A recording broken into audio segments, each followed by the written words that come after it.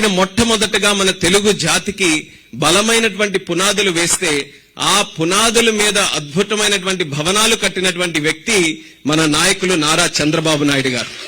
ఈరోజు ఎంతో మంది విదేశాలలో ఉన్నటువంటి తెలుగు వాళ్ళు మీరందరూ కూడా చూసుకుంటే ప్రత్యక్షంగా గాని పరోక్షంగా గాని డైరెక్ట్ గా గాని ఇండైరెక్ట్ గా గాని ఈ రోజు ఉన్నటువంటి ప్రతి ఒక్కరూ మీరందరూ కూడా ఈ స్టేజ్ లో ఈ యొక్క స్థాయిలో మీరందరూ కూడా ఉన్నారనంటే ఎక్కడో ఒక దగ్గర చంద్రబాబు నాయుడు గారి తాలూకా కాంట్రిబ్యూషన్ మీ అందరి తాలూకా జీవితాల్లో ఉందని నేను ఖచ్చితంగా చెప్పగలను. మీరు చదువుకున్నటువంటి కాలేజీలో గాని మీకు ఎంప్లాయ్ చేసిన వ్యక్తి గాని లేకపోతే మీరు పనిచేస్తున్న ఇన్స్టిట్యూషన్ లో గాని ఏదో ఒక రూపంలో ఆయన తాలూకా విజన్ ద్వారానే మీరందరూ కూడా ఈ రోజు ఈ స్థాయికి రాగలిగారన్నది మరొకసారి సందర్భంగా గుర్తు చేస్తున్నాను. అది పవర్ ఆఫ్ సిబిఎన్. ఆయన విజన్ లో ఉన్నటువంటి పవర్ అది. ఆయన దూరదృష్టి, ఆయన పనితనం, ఆయన కమిట్మెంట్, ఆయన పర్సివరెన్స్ కూడా. ఇన్ని సంవత్సరాలు మీరు ఒక్కసారి భారతీయ రాజకీయ చరిత్ర కూడా చూడండి.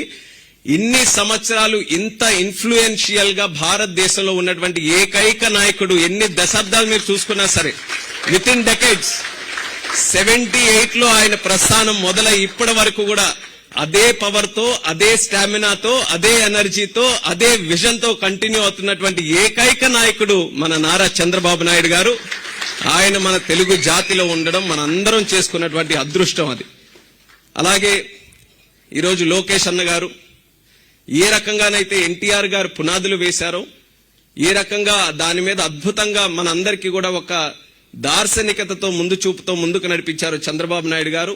ఈరోజు స్పీడ్ ఆఫ్ డూయింగ్ బిజినెస్ తో భవిష్యత్తుకి, తెలుగు వాళ్ళ భవిష్యత్తుకి ఒక చక్కనైనటువంటి ఒక ముందు చూపుతో ముందుకు నడిపిస్తున్నటువంటి లోకేష్ అన్న గారు మనందరికీ ఈ రకమైనటువంటి సేవా మార్గంలో ఈ రకమైనటువంటి కార్యక్రమాలతో చేయడం, అది కూడా మనందరికీ కూడా భవిష్యత్తుకి ఒక చక్కనైనటువంటి రెస్పాన్సిబుల్ నాయకత్వాన్ని మనకు చూపించడం మనందరికీ కూడా చాలా ఆనందకరమైనటువంటి విషయం.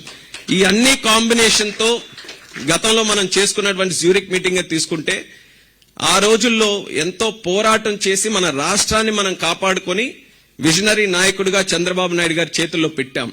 కానీ అప్పటితో ప్రాబ్లమ్స్ అన్ని కూడా సాల్వ్ అవ్వలేదు. చంద్రబాబు నాయుడు గారు ముఖ్యమంత్రి అయినా సరే చాలా వరకు మనకున్నటువంటి బ్రాండ్ ఆంధ్రప్రదేశ్ ఏదైతే మనం నష్టపోయామో అది రీబిల్డ్ చేసుకోవాల్సినటువంటి అవసరం మనకు ఉండింది. ఆ రీబిల్డ్ చేసుకునేటటువంటి ప్రయత్నంలో ఒక భాగంగా ఆ రోజు వెఫ్ కి మనం వచ్చినప్పుడు చంద్రబాబు నాయుడు గారు కూడా ఆ రోజు కలిసినటువంటి కంపెనీలు కావచ్చు, ఆర్గనైజేషన్స్ కావచ్చు, అనేక ఛాలెంజెస్, అనేక కష్టమైనటువంటి క్లిష్టమైనటువంటి ప్రశ్నలు ఆయన ఎదుర్కొన్నారు. రేపు భవిష్యత్ ఎలాగుండబోతుంది, మేము ఎలా నమ్మాలి, మేము ఎందుకు రావాలి, ఏముంది ఆంధ్రప్రదేశ్ లో, అలాంటి పరిస్థితుల నుంచి విత్ ఇన్ 1 year అంటే ఆ రోజు మనం ఏం క్రియేట్ చేయాలనుకున్నాం, బ్రాండ్ ఆంధ్రప్రదేశ్ క్రియేట్ చేసి ఒక కాన్ఫిడెన్స్ క్రియేట్ చేయాలనుకున్నాం. కానీ విత్ ఇన్ 1 year ఈ రోజు మనం చూసుకుంటే ప్రపంచం ఏదైతే భారతదేశం చూస్తుందో ప్రపంచం ఆంధ్రప్రదేశ్ వైపు తిప్పి చూపించేటటువంటి స్థాయిలో ఈ రోజు మనం ఆంధ్రప్రదేశ్ సాధించామంటే అది చంద్రబాబు నాయుడు గారి ఈ సంవత్సరం పాటు చేసినటువంటి పనితనం వల్ల అనేది గర్వంగా చెప్పుకోవచ్చు. డిస్కషన్ నుంచి ఎగ్జిక్యూషన్ వరకు కన్వర్జేషన్ రేట్ లో మన ఆంధ్రప్రదేశ్ కి ఏ గవర్నమెంట్ గాని ఏ కంట్రీ కూడా ఈ రోజు సాటి రాదనేది కూడా గొప్పగా చెప్పుకోవచ్చు. ఆ స్థాయిలో విశాఖపట్నంలో మనం చూసుకున్నటువంటి $15 billion ఇన్వెస్ట్మెంట్ కేవలం ఆంధ్రప్రదేశ్ ఆ రోజు జరిగినటువంటి ఆ ఇన్వెస్ట్మెంట్ వల్ల భారతదేశమే కాదు ప్రపంచమే ఆశ్చర్యపోయింది. ఆంధ్రప్రదేశ్ ఏంటి, అక్కడ విశాఖపట్నం ఏంటి, అక్కడికి $15 billion ఇన్వెస్ట్మెంట్ రావడం ఏంటని.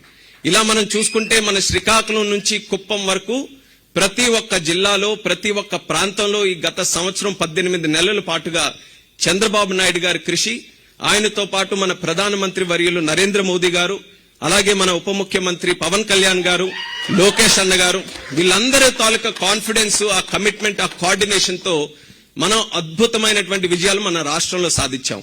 100% ఇన్వెస్ట్మెంట్ మన ఇండియాలో ఈ రోజు జరుగుతుందనంటే అందులో 25% మన ఆంధ్రప్రదేశ్ రాష్ట్రంలో ఈ రోజు జరుగుతుంది. అది మన రాష్ట్రానికి ఉండే కెపాసిటీ.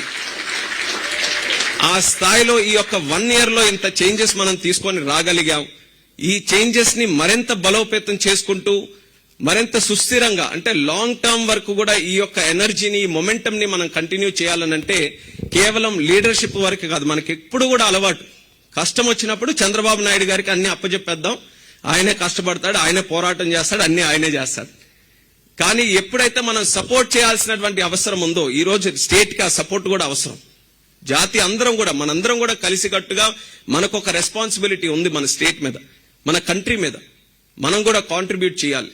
ఈ రోజు నేను చిన్న వయసులో ఒక కేబినెట్ మినిస్టర్ గా, యూనియన్ మినిస్టర్ గా ఈ రోజు ఉన్నానంటే దానికి ప్రత్యేకమైన కారణం చంద్రబాబు నాయుడు గారు అని తెలియజేసుకుంటున్నాను. ఎందుకనంటే యూత్ కి ఎంకరేజ్ చేసి, యూత్ కి గాని మనం ఎంకరేజ్ చేస్తే, సరైన పొజిషన్స్ లో పెడితే, వాళ్ళు తీసుకొని వచ్చే ఎనర్జీ, వాళ్ళు తీసుకొని వచ్చే కొత్త నిర్ణయాలు, కొత్త ఆలోచనల వల్ల మరింత శరవేగంగా మనం ముందుకు వెళ్ళొచ్చు, డెవలప్ అవ్వచ్చు, ప్రోగ్రెస్ అవ్వచ్చు అనే ఆలోచనతో ఇంత చిన్న వయసులో కూడా నాకు మంచి అవకాశం ఇచ్చారు.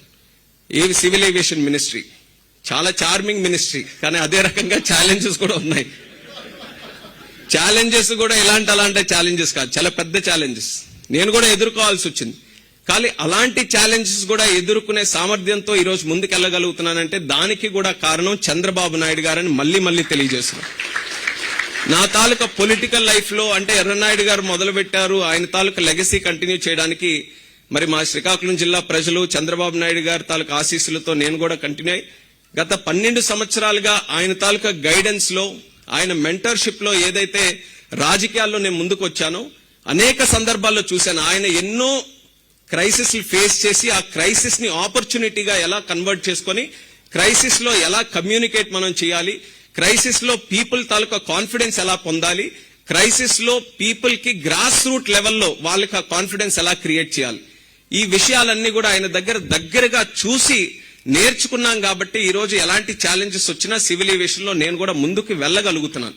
ఇది ఎగ్జాంపుల్ కేవలం నా వరకే కాదు, తెలుగు వాళ్ళుగా మన అందరం కూడా అలాంటి ఎగ్జాంపుల్ గా ఆయన ఇన్స్పిరేషన్ గా తీసుకొని మనం కూడా పెద్ద గోల్స్ పెట్టుకొని, మనం కేవలం ఒక ఎంప్లాయీ గానే లేకపోతే ఏదో ఐటీ రంగంలో ఎక్కడో చిన్న స్థాయిలోనే ఉండిపోకుండా పెద్ద గోల్స్ మనం పెట్టుకొని మనం ఐటీ సెక్టర్ నుంచి ఆంటర్ప్రినర్షిప్ కి గ్లోబల్ లీడర్షిప్ వరకు కూడా తెలుగు కమ్యూనిటీ ఎదగాలనేది ఆయన తాలూకా కోరిక. అది జరగాలనంటే మనందరం కూడా సమిష్టిగా కృషి చేయాల్సినటువంటి అవసరం ఉంది. Because this process has not ended.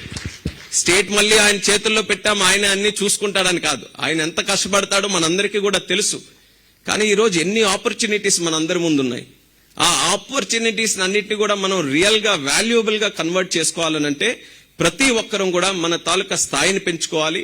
మన గోల్స్ ని ఆయన ఎలా విజన్ గా ముందుకు వెళ్తారో మనకున్న స్థాయిలో, మనకున్న ప్రపంచంలో, మనకుండే ప్రొఫెషన్ లో, అందులో కూడా మన గోల్స్ ని కాస్త పెంచుకొని మనం అందరం కూడా ముందుకు వెళ్దాం. ప్రపంచంలో ఎన్ని దేశాలు ఉన్నాయో అన్ని దేశాల్లో ఉన్నారు మన తెలుగు వాళ్ళు.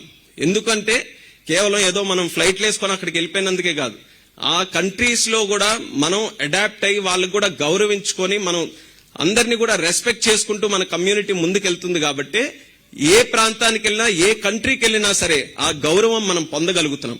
అదొక బిగ్గెస్ట్ అడ్వాంటేజ్ మన కమ్యూనిటీకి ఉండేది. ఆ అడ్వాంటేజ్ ని సద్వినియోగం చేసుకొని ఖచ్చితంగా రానున్న కాలంలో ఏ సక్సెస్ అయితే ఒక గవర్నమెంట్ గా, ఒక చీఫ్ మినిస్టర్ గా చంద్రబాబు నాయుడు గారు అచీవ్ చేసుకున్నారో అది పర్కులేట్ అయి ప్రతి ఒక్క తెలుగువాడు కూడా అదే యాటిట్యూడ్ తో ముందుకు రావాలి. దానికి ప్రతి ఒక్కరు కూడా సహకరించాలి. ఇది ఒక ఇన్స్పిరేషనల్ మూమెంట్ గా మనం అందరం కూడా తీసుకొని వెళ్లి మన కమ్యూనిటీ ఏదైతే వికసిత్ భారత్ 2047 అని మన ప్రైమ్ మినిస్టర్ నరేంద్ర మోదీ గారు ఒక టార్గెట్ పెట్టుకున్నారో ఆ టార్గెట్ లో బిగ్గెస్ట్ కాంట్రిబ్యూషన్ తెలుగు కమ్యూనిటీ కింద మనం ఇవ్వాలి. అది ఎన్టీఆర్ గారికి ఏదైతే మనకు ఒక ప్రత్యేక గుర్తింపు ఎన్టీఆర్ గారు మనకి ఇచ్చారో దానికి అసలైనటువంటి నివాళులు మనం తిరిగి ఇవ్వాలనంటే 2047 కల్లా మన తాలూకా కాంట్రిబ్యూషన్ మన స్టేట్ కి, మన కంట్రీకి బిగ్గెస్ట్ కాంట్రిబ్యూషన్ మన కమ్యూనిటీ నుంచి మనం ఇవ్వాల్సినటువంటి అవసరం ఉంది.